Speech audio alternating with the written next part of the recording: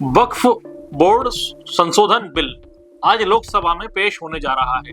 आइए इस वीडियो में हम आपको वक्फ बोर्ड और नए वक्फ बिल का पूरा गणित समझाते हैं।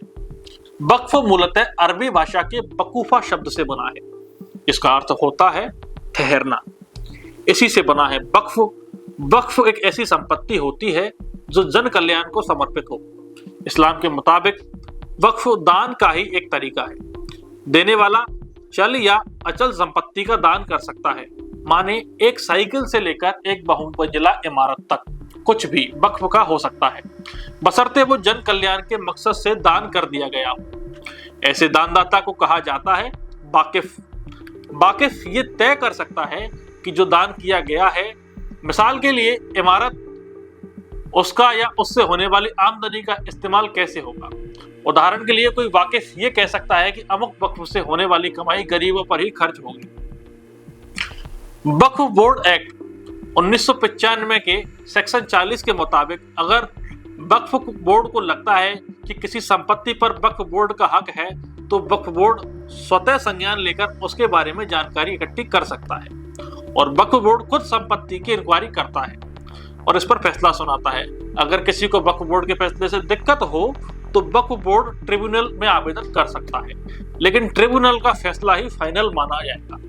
माने उस फैसले के खिलाफ अपील करने की प्रोसेस काफी कॉम्प्लेक्स है। आप हाईकोर्ट जा तो सकते हैं, लेकिन उसकी एक जटिल कानूनी प्रक्रिया है।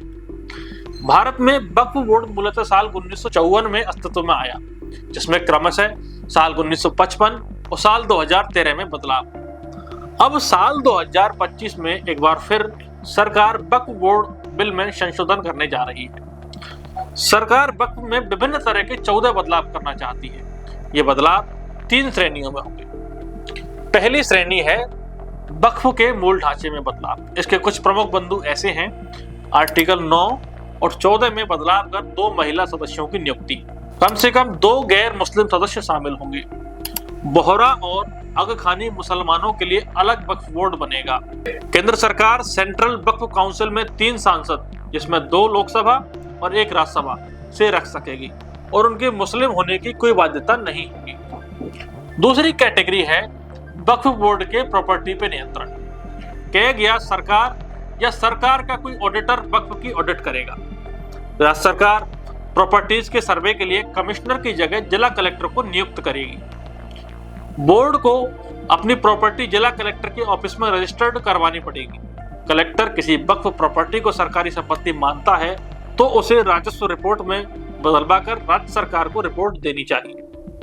जब तक कलेक्टर किसी विवादित प्रॉपर्टी पर रिपोर्ट नहीं दे देते, उसे वक्फ की प्रॉपर्टी नहीं माना जाएगा। यानी सरकार के फैसला न लेने तक प्रॉपर्टी को वक्फ कंट्रोल नहीं कर सकेगा। बिना कागजात के कोई संपत्ति वक्फ नहीं मानी जाएगी। मसलन मस्जिदें बिना वक्फनामे के भी वक्फ की संपत्ति मानी जाती थी, अब ऐसा नहीं होगा। तीसरी श्रेणी है वक्फ की विवादित प्रॉपर्टियों का निपटारा।